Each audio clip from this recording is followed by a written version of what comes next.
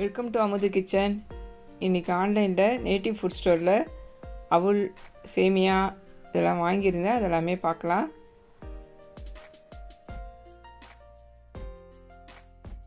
இது வரகு சேமியா, குதிரைவாலி சேமியா. முன்னாடி நான் ரெசிபி போட்டிருக்கேன் இந்த சேமியா வச்சு, ரொம்பவே நல்லா இருந்துச்சு.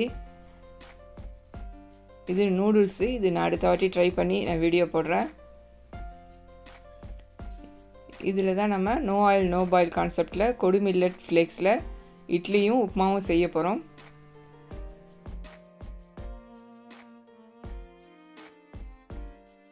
பேக்கெட்டை பிரிச்சுட்டு நான் ஸ்டோர் பண்ணி வச்சுக்கிட்டேன்.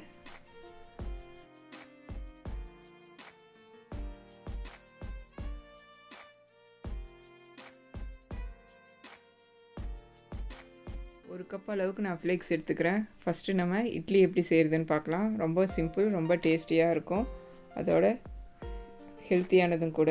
நான் ஒரு கப் அளவுக்கு நான் எடுத்துக்கிறேன். ஒரு 4 இட்லிக்கு இந்த அளவுக்கு எடுத்தால் போதும். எடுத்து மிக்சியில் போட்டு பொடி பண்ணி எடுத்துக்கோங்க. ரொம்ப நைஸாக அரைக்கணும்னு அவசியம் இல்லை.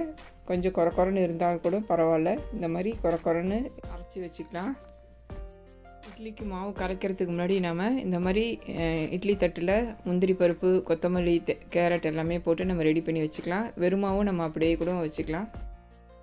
பொடி பண்ணி வச்சுருக்கிற வரகரிசி அவலில் உப்பு சேர்த்துக்கலாம். ஒரு கப் அவலுக்கு அரை கப் அவலுக்கு கட்டி தயிர், புளிக்காத தயிர் நம்ம சேர்த்துக்கலாம். இல்லை நீங்கள் தேங்காய் பால் கூட திக்காக எடுத்து இது கூட சேர்த்துக்க முடியும். அப்போ கொஞ்சோண்டு லெமன் நம்ம சேர்த்துக்கலாம். நான் இன்றைக்கி தயிர் சேர்த்துருக்குறேன். தயிர் சேர்த்து நல்லா கலந்து விட்டுக்கிறேன். இந்த அளவுக்கு ரொம்ப தண்ணியாகவும் இல்லாமல் ரொம்ப கட்டியாகவும் இல்லாமல் கலந்துக்கிட்டு இதை அப்படியே இட்லி தட்டில் போட்டு அழுத்தி விட்டுக்கலாம். இந்த மாதிரி நம்ம எல்லாமே ரெடி பண்ணி வச்சுக்கலாம். இது அப்படியே ஒரு 10 நிமிஷம் இருந்துச்சுன்னா நல்லா கட்டி ஆகிடும். இதை அப்படியே மூடி வச்சிடலாம். அடுத்து உப்புமா எப்படி செய்கிறதுன்னு பார்க்கலாம். ஒரு பவுலில் நான் அவல் எடுத்துருக்கிறேன். அது கூட துருவின கேரட் எடுத்துருக்கிறேன். குடமிளகாய் பொடியாக கட் பண்ணது எடுத்துருக்கிறேன். காய்கறி எல்லாமே நல்லா மெலிசாக பொடியாக கட் பண்ணியிருக்கணும். பொடியாக நறுக்கின தக்காளி அரை ஸ்பூன் போட்டிருக்கிறேன். பேபிகார்ன் போட்டிருக்கேன். உங்கள்கிட்ட முளைப்பயிறு எது இருந்தாலும் அது கூட நம்ம சேர்த்துக்கலாம். பீக்கங்காவை இந்த ஓரத்தை மட்டும் சீவிட்டு பொடியாக நறுக்கி போட்டிருக்கிறேன். கொத்தமல்லி தழை பொடியாக நறுக்கி போடுறேன். இஞ்சி மெலிசாக திருவினது, தடியாக இருக்கக்கூடாது, அப்படின்னா வாயில் மட்டும் மெலிசாக திருவினது இது கூட சேர்த்துருக்குறேன்.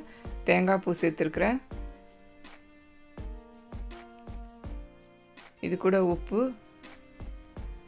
மிளகுத்தூள், நமக்கு காரத்துக்கு தகுந்த மாதிரி மிளகுத்தூள் கொஞ்சமாக சேர்த்துக்கலாம். நல்லா கலந்து விட்டுக்கலாம். வெள்ளரி பிஞ்சி பொடியாக நறுக்கிறதும் நம்ம இது கூட கலந்துக்க முடியும். ஒரு கப் அவளுக்கு ஒரு மூடி எலுமிச்சம்பழம் பிழிஞ்சு விட்டுக்கலாம். பிழிஞ்சு விட்டு கலந்துக்கலாம். நீங்கள் குக்கும்பர்லாம் போட்டிருந்தீங்கன்னா இதில் இருக்க தண்ணியே போதும். உங்களுக்கு தண்ணி ட்ரையாக இருக்குது, தண்ணி தேவைப்படுதுன்னா 1 ஸ்பூன் இல்லை 2 ஸ்பூன் நம்ம தண்ணி விட்டு கலந்து விட்டுக்கலாம்.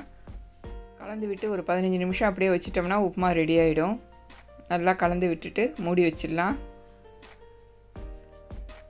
நம்ம இட்லி எப்படி இருக்குதுன்னு பார்க்கலாம். ஒரு 15 நிமிஷம் ஆயிடுச்சு. இட்லி எடுத்தோம்னா நல்லா ஷேப்பாக நல்லா வந்திருக்கு பாருங்கள்.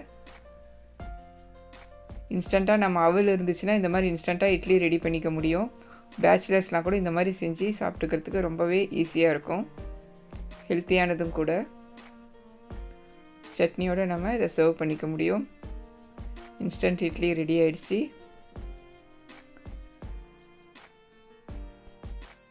உங்களுக்கு சூடாக சாப்பிடணுன்னு விருப்பம் இருந்துச்சுன்னா அந்த இட்லி தட்டோடு அப்படியே ஒரு 5 நிமிஷம் ஸ்டீமில் வச்சு எடுத்துட்டோம்னா உங்களுக்கு சூடாக இருக்கும். அப்படியே நீங்கள் சூடாக சாப்பிட்டுக்க முடியும். ரொம்ப ஹெல்த்தியான சுவையான வரகரிசி அவலிருந்து ஒரு இட்லி ரெடி பண்ணியிருக்கோம். அடுத்து உப்புமா எப்படி இருக்குன்னு பார்க்கலாம். ஒரு 15 நிமிஷம் கழித்து இது திறந்து பார்த்தோம்னா நல்லா சாஃப்டாக அப்படியே மலர்ந்து இருக்கும். பொலன்னு இருக்குது பாருங்கள். சாஃப்டாகவும் இருக்குது, நல்லா ஊறி இருக்குது. ஸோ நல்லா ஊறி இருக்கிறதுனால சாப்பிடும்போது அடைக்காது நமக்கு. ரொம்ப ஹெல்த்தியான அவல் உப்புமா வெஜிடபிள்ஸ் போட்டு நம்ம ரெடி பண்ணியிருக்கிறோம். நீங்கள் சூடாக சாப்பிடணுன்னு விருப்பப்பட்டிங்கன்னா இதை அப்படியே ஒரு 2 நிமிஷம் ஸ்டீம் பண்ணிவிட்டு கூட நம்ம சாப்பிட்டுக்க முடியும். ஹெல்த்தியான நோ ஆயில் நோ பாயில் கான்செப்டில் இன்றைக்கி இட்லியும் உப்புமாவும் பார்த்தோம். உங்களுக்கு இந்த வீடியோ பிடிச்சிருக்குன்னு நினைக்கிறேன். பிடிச்சிருந்துச்சுன்னா லைக் பண்ணுங்கள், ஷேர் பண்ணுங்கள், சப்ஸ்கிரைப் பண்ணி பெல் ஐக்கானை கிளிக் பண்ணி வச்சுக்கோங்க. நான் போடுற அடுத்தடுத்த வீடியோவை நீங்கள் தொடர்ந்து பார்த்துக்க முடியும். நோ ஆயில் நோ பாயில் கான்செப்டாக நிறைய வீடியோஸ் போட்டிருக்கேன். அந்த மாதிரி ட்ரெடிஷ்னல் ரைஸை வச்சு நிறைய வீடியோஸ் போட்டிருக்கேன். அதனுடைய லிங்க்கும் நான் டிஸ்கிரிப்ஷனில் ஷேர் பண்ணுறேன். தேங்க்யூ.